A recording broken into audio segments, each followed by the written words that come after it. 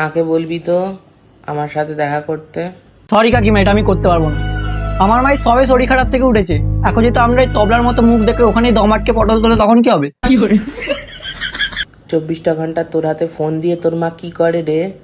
আরে যাই করুক, আপনার দাদা কি এমন করছে না, ওর থেকে হটস্পট ধার করে আমি ফোন দেখছি।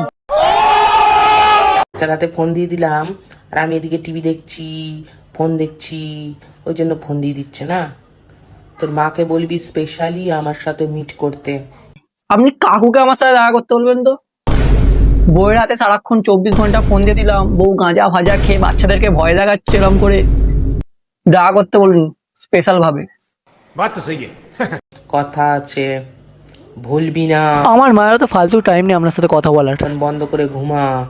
বন্ধ তো করবো, ইনস্টাগ্রাম না, আপনার ভিডিও। अच्छा